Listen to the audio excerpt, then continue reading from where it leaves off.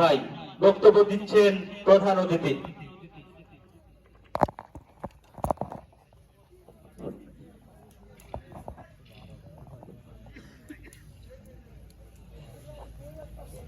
বিসমিল্লাহির সুযোগ করে দিয়েছেন, এজন্য রব্বুল আলামিনকে আমি আমার তরফ থেকে ভাষা বলার মতন বা আল্লাহকে কি বলে আমি কি জানাবো আমি জানি না।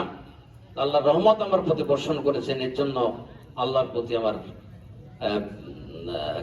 মানে কি ভাষা ব্যক্ত করে আমার বোঝানোর মতন কোনো ভাষা আমার নাই যে যাই দিয়ে আমি এটাকে সম্বোধনা করব। আপনারা জানেন এই পরিবেশে এখানে দাঁড়িয়ে দুটো কথা বলবো, সেই পরিবেশ কিন্তু বাংলার মাটিতে ছিল না। এমন একটা দিন যাপন করেছি, দেশ ছেড়ে এলাকা ছেড়ে আমাদের দীর্ঘদিন যাবত বাইরে থাকতে হয়েছে, জেলে থাকতে হয়েছে, অনেক মামলার আসামি হয়েছে, অজ্ঞাত মামলার আসামি, ফেরোয়ারি আসামি হয়ে, যেটা আমরা জানি না, অনেক নির্যাতন ভোগ করে কিন্তু আমাদের আল্লাহ বাঁচিয়ে রেখেছেন বিধায় আজকে এখানে এসেছি। 5ই আগস্ট ছাত্র জনতা গণ অভ্যুত্থানের মাধ্যমে এই জালেম সরকারের পতনের মাধ্যম দিয়েই বাংলা নতুন করে সূর্য উদয় হয়েছে, যাদের জন্য আজকে আমরা এখানে স্বাধীনভাবে মত বিনিময় প্রকাশ করার স্বাধীনতা পেয়েছি। ওয়াজ মাহফিল ধর্মীয় অনুভূতি নির্বিঘ্নে আমরা পালন করতে পারছি। তাদেরকে যারা হাজার শহীদের রক্তের বিনিময়ে অর্জিত বাংলাদেশ, তাদেরকে প্রথমে যারা শহীদ হয়েছে, শহীদের আত্মার মাগফিরাত কামনা করছি। যারা পঙ্গুত্ব অবস্থায় হাজার হাজার লোক এখনো জীবন দিন যাপন করছে, তাদের শারীরিক সুস্থতা কামনা করছি। আপনারা ধর্মপ্রিয় মুসলমান, এই দেশের সন্তান, আপনারা জানেন এই জাতি, এই দেশ কিভাবে ছিল। কিছু বলার ছিল না। আজকে এখানে ইসলামিক চিন্তাবিদ আলেমগণ উপস্থিত আছেন, আমার সামনে দণ্ডায়মান আজকের প্রধান বক্তা, উনি অনেক সাক্ষীর, আপনারা অনেক সাক্ষী আছেন। এই ইসলামিক জলসায় এমন বক্তা ও বক্তব্য দেওয়ার আগেই তার ঘাট ধরে এখান থেকে নামিয়ে দেওয়া হয়েছে, তাকে অপমানিত হয়েছে, তাকে অপদস্থ করা হয়েছে, ইচ্ছা করে তাকে চিল চলম পর্যন্ত কাটতে হয়েছে। হাজারো রক্তের বিনিময়ে স্বাধীন হয়েছে বাংলাদেশ। আজকে ইসলামিক চিন্তাবিদ আমাদের গর্ব, আমাদের অহংকার, দেলোয়ার হোসেন সাঈদকে যে নির্মমভাবে তাকে হত্যা করা হয়েছে পরিকল্পিতভাবে। আজকে যারা বাংলাদেশের জন্য জীবন দিয়েছে, শুধু দেলোয়ার হোসেন সাঈদী না, অনেক আলেম নেতা আমাদের পাশে নাই। তাই তাদের আত্মার মাগফিরাত কামনা করছে, আল্লাহ তাদের জন্য জান্নাতবাসী দান করুন। আমাদের এই সুযোগটুকু ছিল না, এমন কোন জায়গা ছিল না যে আমরা দুটো কথা বলবো।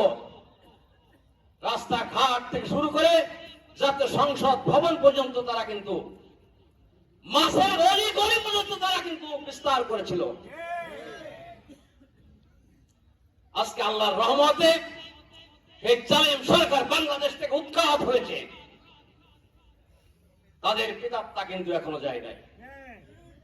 সাবধান, আপনাদের প্রত্যেকের পাশে আশেপাশে তারা কিন্তু বিরাজমান। তাদের বাংলাদেশের মাটিতে আর কোনদিন ঠাঁই হবে না। আজকে ভারতের চক্রান্তে এদেশে হিন্দু মুসলমান দাঙ্গা বাঁধিয়ে একটা শান্তি বিরাজ করার চিন্তা ভাবনা কিন্তু এখনো চলছে। আপনারা সবাই সতর্ক থাকবেন। আমরা বাংলাদেশী, আমাদের ভূখণ্ড, আমাদের মাতৃভূমি রক্ষা করার দায়িত্ব কিন্তু আমাদের। অতন্ত প্রহরী নতুন দেশকে রক্ষা করতে হবে। কুচক্র মহা তাদের হাতে সমল থেকে বাংলাদেশকে রক্ষা করতে হবে।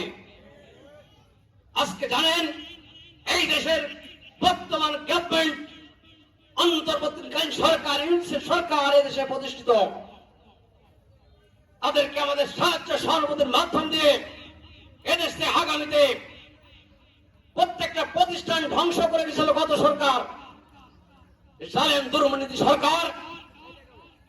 তাদের ওই রাষ্ট্র কাঠামোকে আজকে রাষ্ট্র কাঠামো ধ্বংস করে দিয়ে গেছে।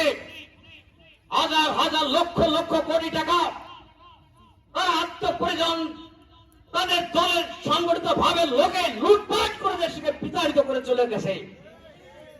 এদেশ তরি শূন্য হয়ে যায়। তাদের আর এই ধরনের কোন সুযোগ আমরা দেব না যে বাংলার মাটিতে তারা এসে আবার এই স্বৈরা শাসক প্রতিষ্ঠিত করবে এবং দ্বীন ইসলামকে, ইসলামিক মূল্যবোধকে তারা বিক্রি করে দেবে, ভূখণ্ডকে তারা বিক্রি করে দেবে ভারতের তাবেলের সরকারের কাছে। আমরা তা করতে দেব না। আপনারা কি রাজি আছেন? ইনশাআল্লাহ আগামী দিনে ছাত্র জনতার এই রক্তের বিনিময়ের প্রতিশ্রুতি আমরা আবদ্ধ।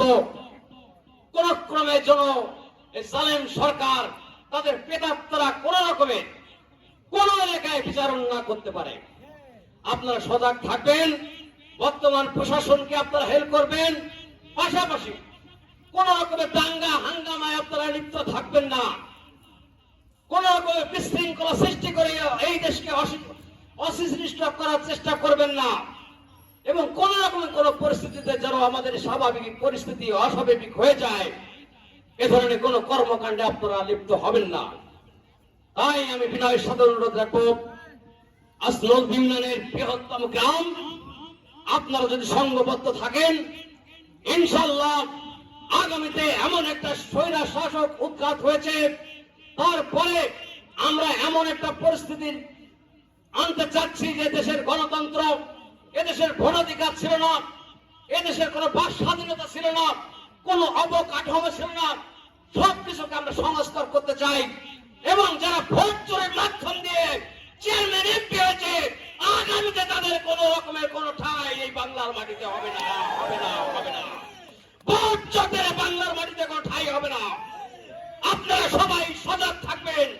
কোন রকমের আমাদের ইসলামিক মৌলবোধকে যাতে রক্ষা না করতে পারে তার জন্য আপনারা সবসময় আপনারা সজাগ থাকবেন এবং আপনারা বাংলায় আগামীতে সুন্দর সুশৃঙ্খল একটা রাষ্ট্র ক্ষমতা গণতান্ত্রিক উপায়ে ভোটের মাধ্যমে আমরা নির্বাচিত সরকার প্রতিষ্ঠিত করতে পারি, সবাই সহযোগিতার মাধ্যম দিয়ে সরকারকে সাহায্য করতে পারি। এই সবার ব্যর্থ রেখে সবার সুস্বাস্থ্য মঙ্গল কামনা করে আমি আমার সংক্ষিপ্ত বক্তব্য এখানে শেষ করছি। খোদা হাফেজ। বাংলাদেশ জিন্দাবাদ। শহীদ জিয়া অমর হোক। খালেদা জিয়া জিন্দাবাদ।